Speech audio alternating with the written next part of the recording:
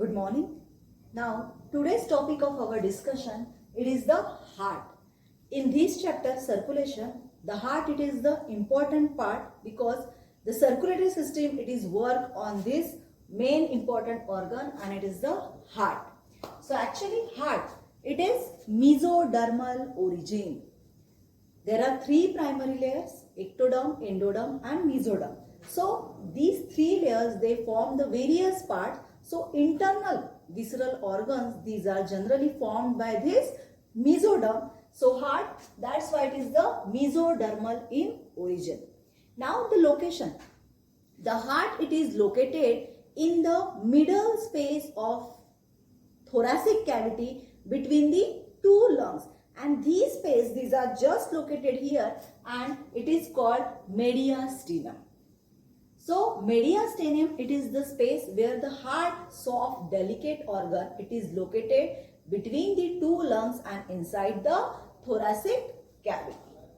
Then it is hollow, highly muscularized because there is a typical specialized muscular tissue. It is cardiac muscles and that's why the heart, it is muscular conical organ. They have the size about just one fist. We see this is the apex. It is the, yes, this is the apex. It is narrow and they are having the broad base but tilted towards left. So the heart base, it is tilted towards the left.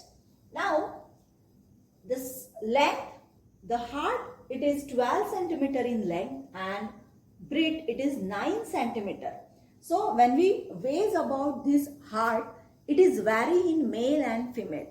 The average size, it is about 250 to 400 gram, but female body or in male body, the weighing of the or the weight of the heart, it still varies. It is more in male body.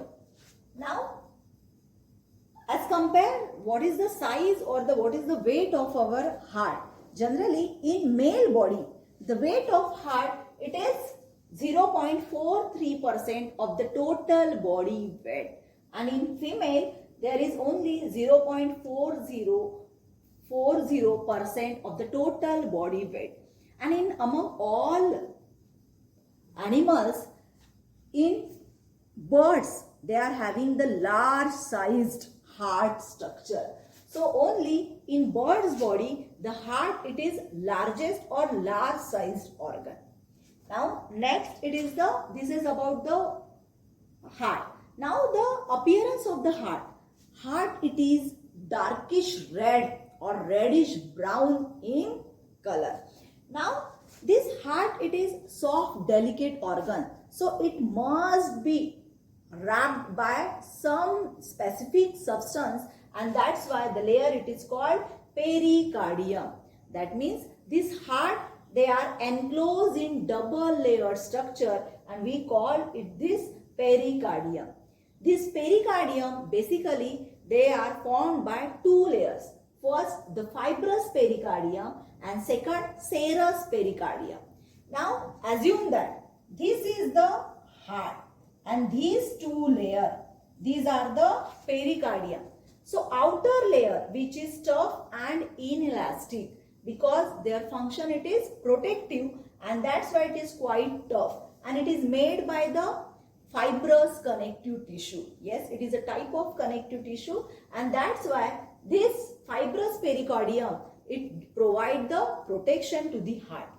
Then inner layer, it is called the serous pericardium.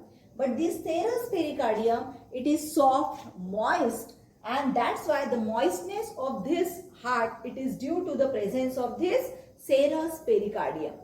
Now in between this fibrous pericardium and serous pericardium, there is the space and this space, it is filled by some lubricant liquid. It is called pericardial space. This space we call pericardial space and this pericardial space, it is filled by some of lubricant and it is called the pericardial fluid. So it provides the lubricants. It acts as a shock absorbent. Now this again serous pericardium, it is again formed by two layers. The first parietal, which is outer layer, and the second it is the visceral, which is inner layer. Now assume that this is the serous pericardium.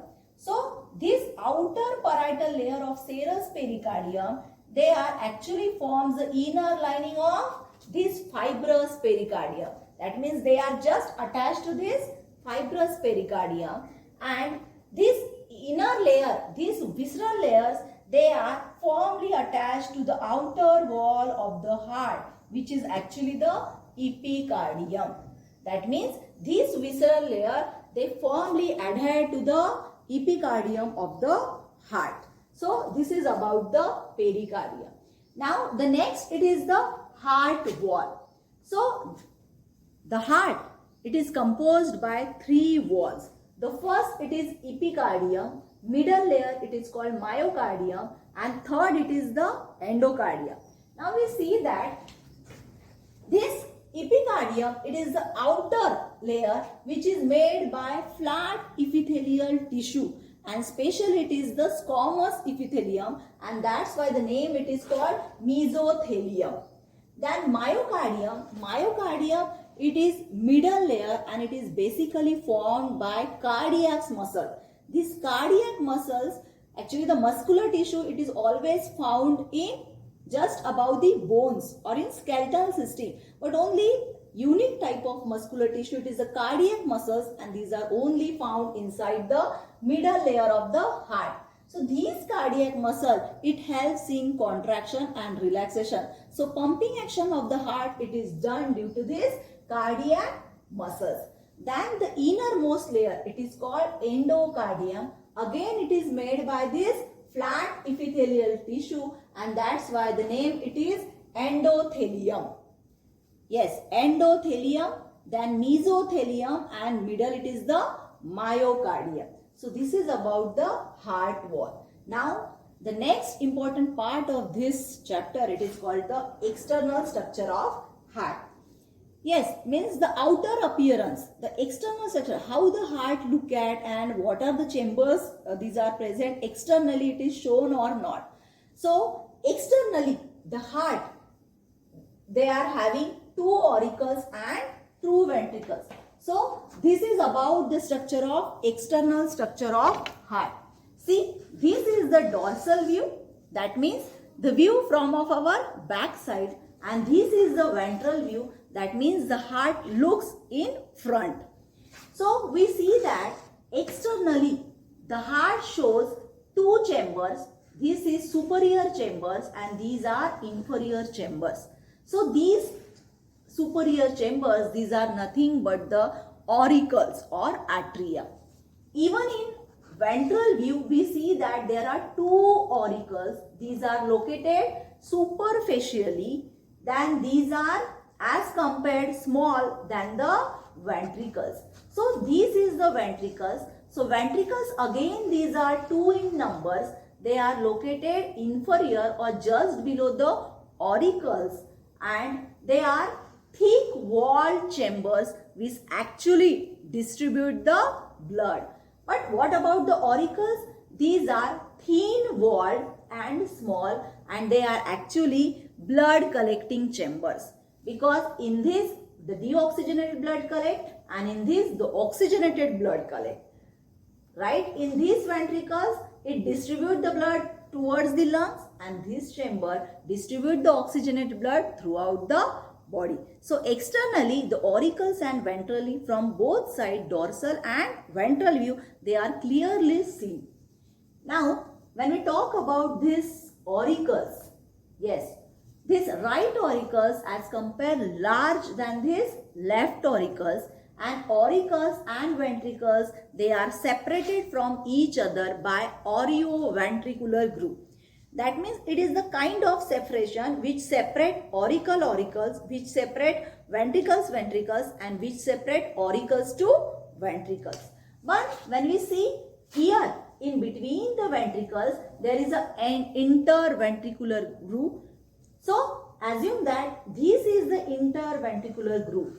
Here there is a presence of coronary artery and coronary vein. So these coronary artery supplies the oxygenated blood to the heart, and these coronary vein collect the deoxygenated blood from heart and opens into the right atrium through a small opening. It is called the coronary. Yes, it is called the coronary sulcus. Actually, this coronary vein joined to coronary sulcus, and then the whole deoxygenated blood from the heart, it again open into the right atrium.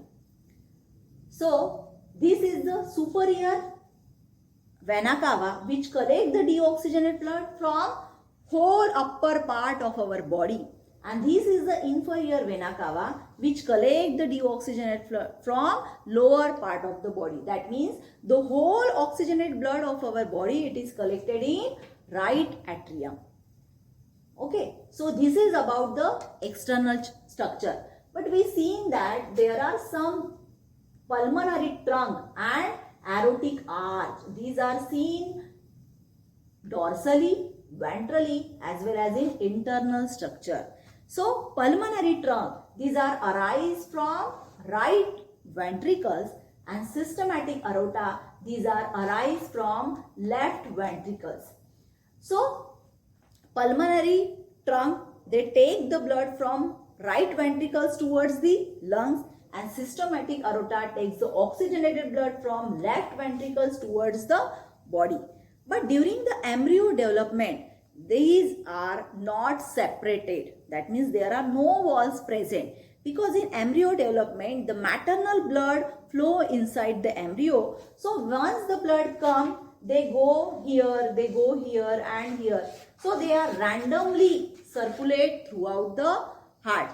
So that's why there is the remnant of ductus arteriorum. That means in embryo, there are small veins like structure, so that the deoxygenated blood from here to here, from here to here, and they are circulated randomly. So ligamentous arteriorism, these are the connection which shows the remnant of in embryo development.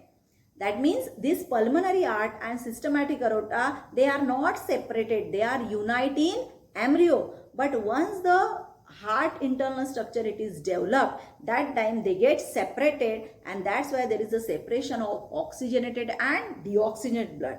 But in premature baby, if these ductules, these are not separated, so that's time there is the small needle like hole, it is present in near the wall of right atrium.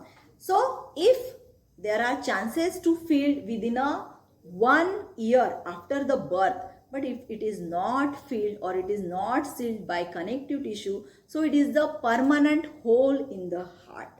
So this is the short and very well explained about the heart, then pericardium, then heart wall and external structure. Thank you.